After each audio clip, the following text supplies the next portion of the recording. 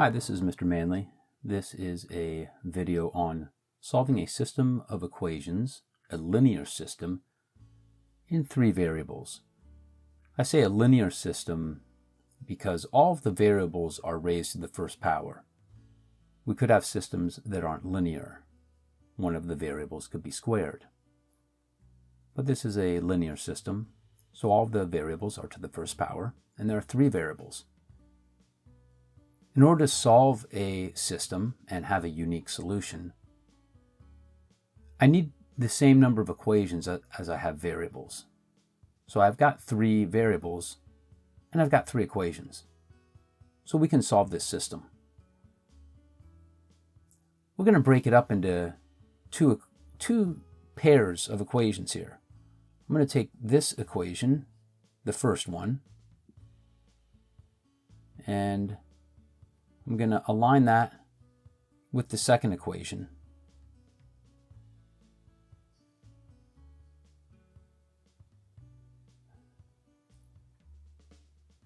And then I'm going to take the second equation and align that with the third equation.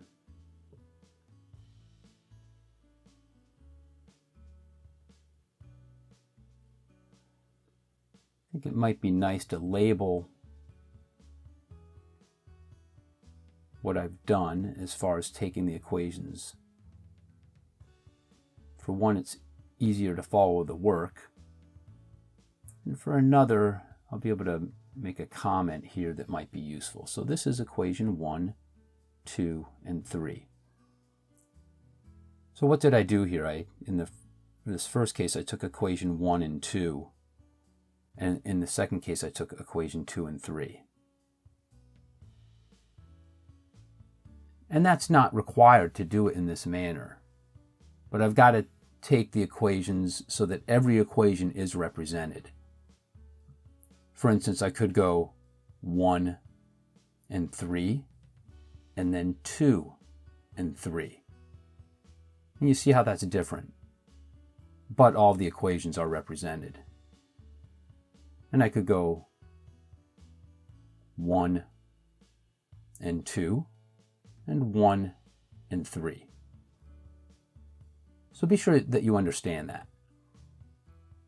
All the equations need to be represented, but it doesn't matter which equation I take twice. And make sure you understand that statement. Now that I've got the two pairs of equations, I need to combine them both in a way that the same variable is zeroed out. In the first two equations, equation 1 and 2, obviously this 2 and negative 2, that's very convenient for that to zero out. So I'm going to add these two equations. And when I add them, I get 0x, right? 0x. And then 2y plus negative y or minus y gives me y. And negative z plus 2z gives me z. And 7 plus negative 6 gives me 1. Now looking at the second pair of equations here, since I zeroed out the x over here with these two, I need to zero out the x over here. Now how could I do that? By operating. I'm going to take the 2 and the 3 away here so that you can see my operations. So look at what I want to multiply one of the equations by a value so that the coefficients will match on the x. In this case, I only have to do the first equation. I only have to multiply the first equation. It's possible that I have to operate upon both equations. But in this case, just by operating on the first equation, now you can see I've got a negative 4x and a negative 4x. Now notice over here, with this one, the first pair, we had 2x and negative 2x, and they were opposite signs. So when we added them, they zeroed out. But in this case over here, I have the same sign. One way that I could deal with this is by using a negative here.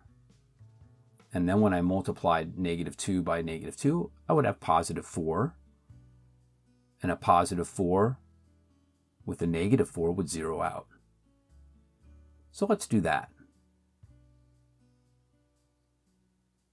Perhaps you can keep track of what I'm doing here. I have 4x minus or plus a negative 4x is 0x. And then this negative 2 is distributing, right? It's distributing to the y. So that'll give me negative 2 times negative 1 is 2y. And that'll be 2y minus 2y is 0y. Well, so the y is zeroed out as well. That's going to make our life a little bit easier. And then the negative 2 distributes to this 2z term. Negative 2 times 2 is negative 4z, plus 3 gives me a negative z.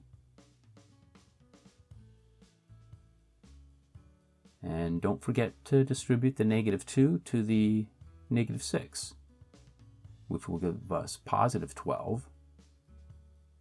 And that'll be 12 minus 9 is 3.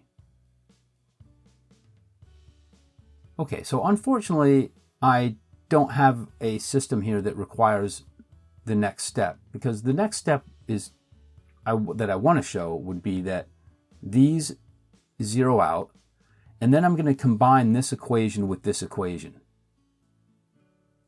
But I don't have to do that in this case. I'm going to show you just so that you see that what I could do is I could take y plus z equals 1 and combine that with this other equation. 0y minus z equals 3.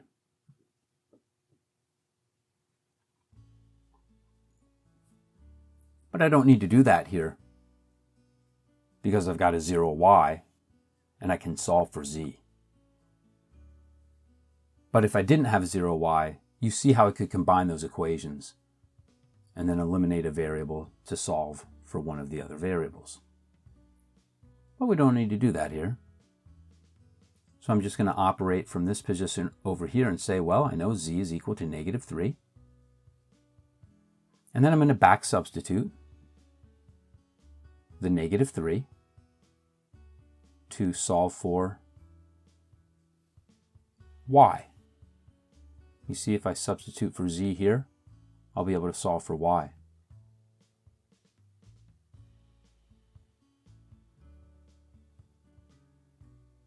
And you can see I've got y plus a negative 3. So obviously y equals 4.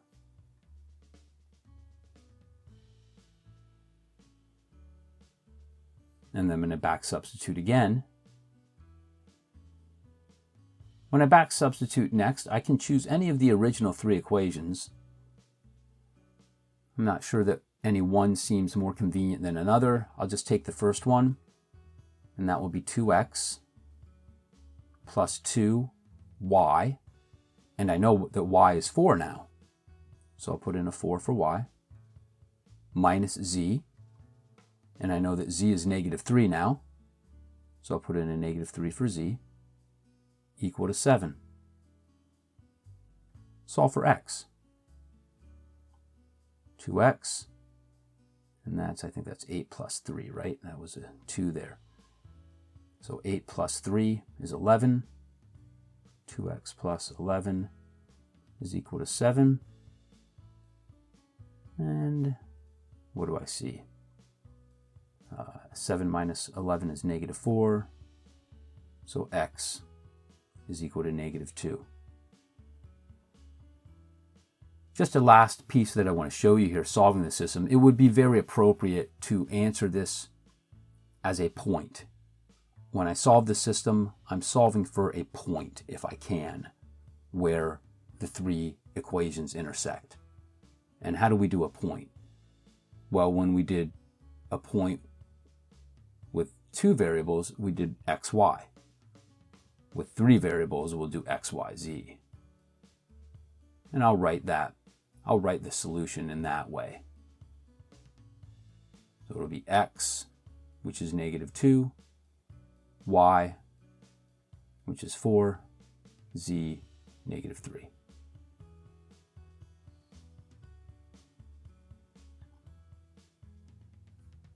So that's our solution there. Let's look at another one.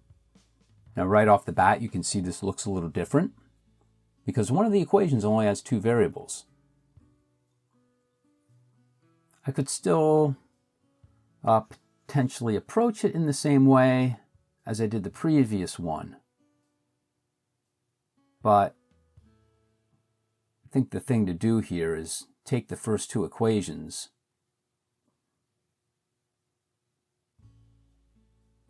and then use the 3rd equation as my target, so to speak. Let's see what that means in a moment. So that's my target. 3x plus y is equal to -5. And by target, I mean I have an x and a y. So I want to end up with an x and a y from this system over here. Therefore, I want to operate in a way that makes the z zero out. Understand that? So think about what would I do to make the z zero out. Can you see? If I multiply by 4 the first equation, that'll make the z zero out. Let's distribute the 4 and add. -16 plus 2 is -14x. -8 plus -3 is -11y. -4 plus 4z zeroes out. And don't forget to distribute to the 3 here. 4 times 3, 12 minus 14 is -2. And here I've got xy, xy. Now I'll combine those 2. And this is the step that was missing in the previous one, right? If we look back here, I wasn't able to combine, I didn't need to combine those 2 equations when I got to that step because the y had already zeroed out. But here we need to combine these because we still have an x and we still have a y.